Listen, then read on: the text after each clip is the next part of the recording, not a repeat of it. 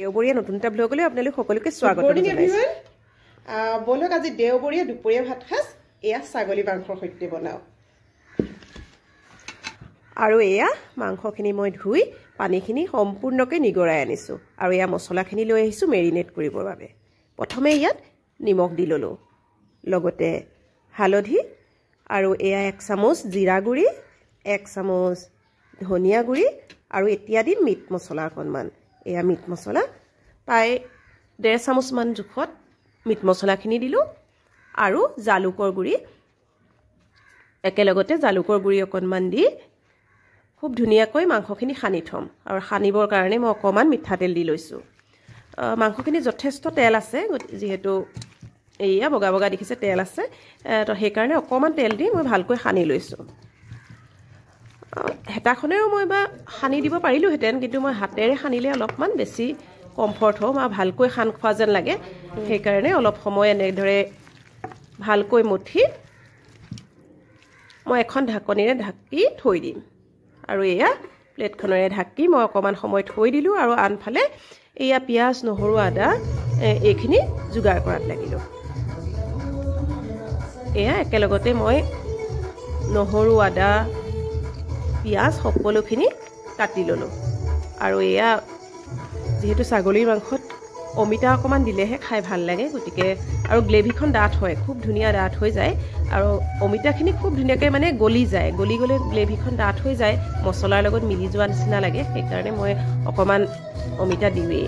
আৰু এয়া আলু, আৰু মাংস বুলিলে আলুটো একেবাৰে লাগেই নহয়নে, বিশেষকৈ ল'ৰা ছোৱালীয়েতো আলু অকণমান বিচাৰে, গতিকে আলুখিনিও মই চাফা কৰি ল'লোঁ। আৰু এনেকৈ এইটো চাইজতে মই দুটুকুৰা কৰি ল'লোঁ, সৰু সৰু আলু, গতিকে দুটুকুৰা কৰি লওঁতে হৈ গৈছে। এতিয়া ধুই মেলি এয়া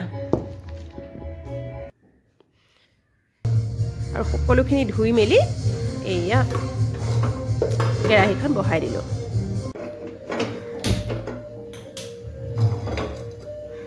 এইফালে কেৰাহী গৰম হয় মানে এইফালে মই মাংসখিনিও ঢাকি থৈ দিছোঁ আৰু পিঁয়াজখিনিও একেলগে কাটি লৈছোঁ।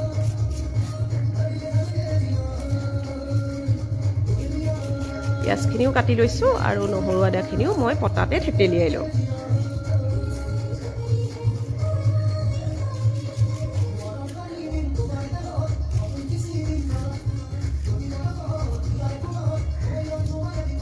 এইখিনি থেতেলিয়াই ল'ম আৰু কেৰাহীখন গৰম হ'ল, তেলখিনিও দি দিলোঁ।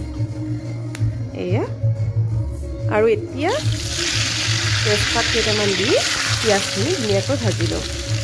বহুত বেছি ৰঙচুৱাকৈ নাভাজিলেও হ'ব, কাৰণ ইয়াৰ লগতে মাংসখিনি দিটো যথেষ্ট ভাজিবই লাগিব আৰু তেতিয়া সম্পূৰ্ণ গলি যাব।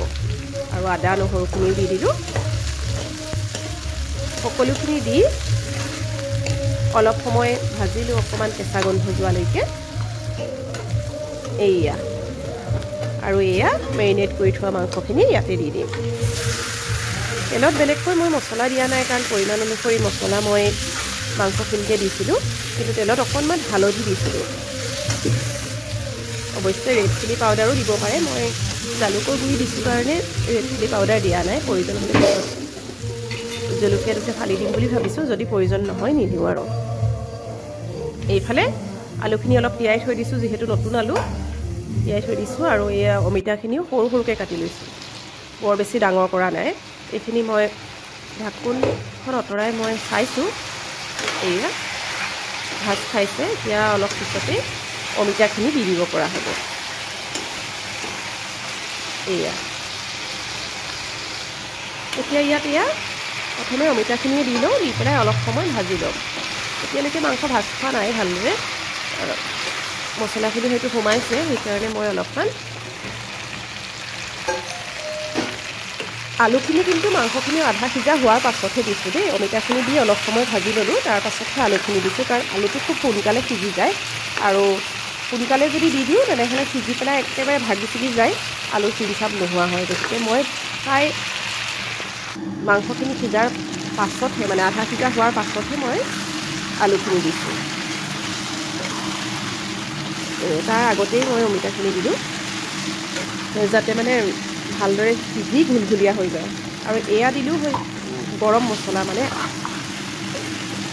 এয়া লং ইলাচি ডালচেনি গুড়ি অকণমান কৰি পেলাই ইয়াতে দি দিলোঁ। ইয়াত মানে লং ইলাচিৰ গোন্ধটো যেতিয়া আহে খাই ভাল লাগে আৰু খাওঁ খাওঁ লাগে আৰু এয়া ধুনীয়াকৈ সিজি গ'ল। কিছু সময় সিজালোঁ, ভাজিলোঁ, পানী নিদিয়াকৈয়ে ভাজিলোঁ, যথেষ্ট তেল আছিল। এতিয়া সম্পূৰ্ণ সিজাৰ পাছত মই এয়া গৰম পানী দি দিছোঁ আৰু ইয়াত অলপ সময় উতলালে হৈ যাব। আচলতে মায়ে এনেকৈ বনায়, মই মাৰ ৰেচিপিটো ফ'ল' কৰি এইটো আজি বনাই দেখুৱালোঁ আৰু একেবাৰে চিম্পুলকৈ। এয়া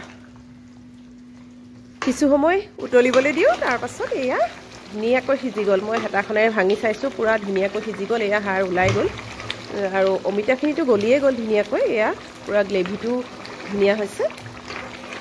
একো দেখিছেনে, একো মছলা বা ৰঙৰ গুড়ি একোৱেই দিয়া নাই, জলকীয়া গুড়ি দিয়া নাই, অকল হালধি দিছোঁ আৰু সেয়া মছলা সেয়াই দিলোঁ। জলকীয়া গুড়ি বা ৰেড চিলি পাউডাৰ এনেকুৱা ধৰণৰ একোৱেই দিয়া নাই, দেখিছে। এয়া আৰু এয়া ভাতৰ যোগাৰ কৰিব হৈ গ'ল, মোৰ মাংস ৰেডি হৈ গ'ল আৰু এইফালে মই ভাতো ৰেডি কৰিছোঁ। এয়া চিম্পুল ভাতৰ থালি মোৰ আজি, ভাত আৰু এয়া আঞ্জা, মাংসৰ আঞ্জা, অকণমান দাইল, নেমু, জলকীয়া। মাংস বুলিলে নেমু এপিচ লাগেই, জলকীয়া অকণমান জ্বলা অনুসৰি ল'ব আৰু সেইকাৰণে দিলোঁ। আৰু আনফালে এয়া লৰালে ভাতৰ কাষতে মই এয়া মাংসৰ গ্ৰেভিকণ দি দিছোঁ আৰু সিটো দাইল নাখায়, গতিকে এনেকৈ দি দিব পাৰোঁ। এয়া আপোনালোকৰ বাৰু খোৱা বোৱা হ'লনে? মোৰ আজি ভিডিঅ'টো চাই আপোনালোকে বাৰু কেনে পালে জনাব। যদি ভাল পালে এটা লাইক কৰি দিব। আৰু এয়া মোৰ আজি একেবাৰে চিম্পুল ভাতৰ থালিখন আগবঢ়ালোঁ, যিহেতু দেওবাৰে ভাতৰ থালি এখন আগবঢ়াওঁ, গতিকে আজিও আগবঢ়ালোঁ। আপোনালোকলৈ বহুত